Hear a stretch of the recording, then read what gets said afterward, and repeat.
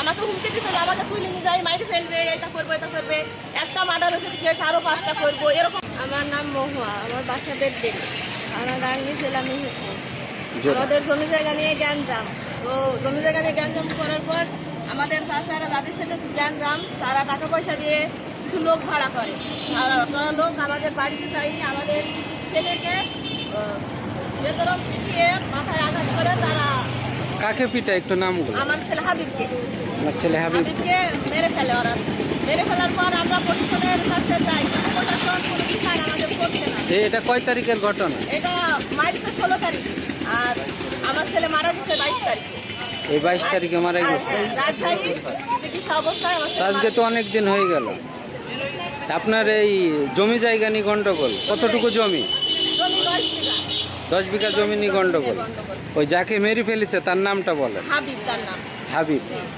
আর এই ঘটনা ঘটেছে কতদিন হলো আজকে? প্রায় আজকে এটাই 1 মাস হয়ে গেছে।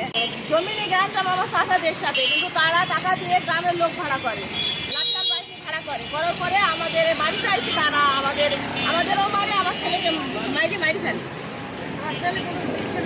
আমার ছেলে দিদি বছর, ওর কোনো দোষ নেই, ও একদম ভালো ছেলে। ও শুধু নিষেধ করেছে যে আমার খালাদের মায়ের না, আমার খালারা মারা যাবে, মেয়ে মানুষকে ভাবে মারেন না, মামা মারামারি করে না, এইটুকুই আমার ছেলে বলেছে। তার কারণে আমার ছেলেকে তারা ধরে এইভাবে কয়জন মারা গেছে? মারা গেছে একজন। একজনই আপনার ছেলে?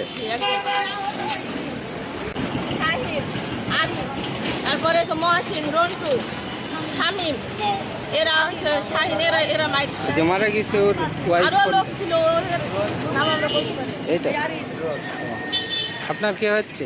আমার স্বামী।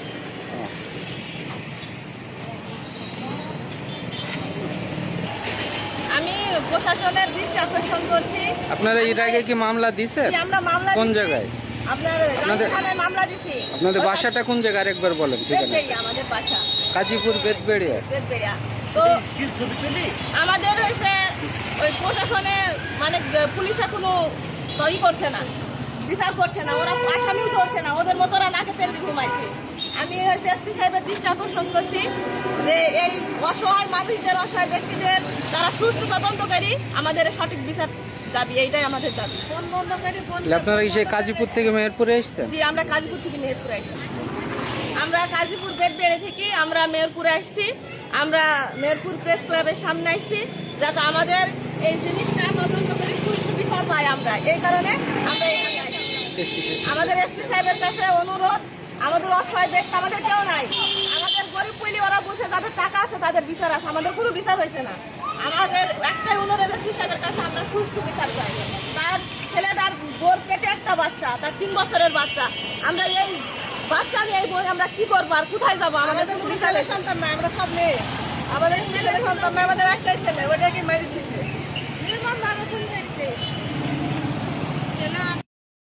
যারা অজ্ঞাত আসামি, তারা এখনো বাইরে আছে, তারা আমাদের হুমকি দিচ্ছে। আমি কেসের বাদী, আমাকে হুমকি দিচ্ছে যে আমাকে তুলে নিয়ে যাই, মাইরে ফেলবে, এটা করবো এটা করবে, একটা মার্ডার হয়েছে কেস আরো 5টা করবো এরকম।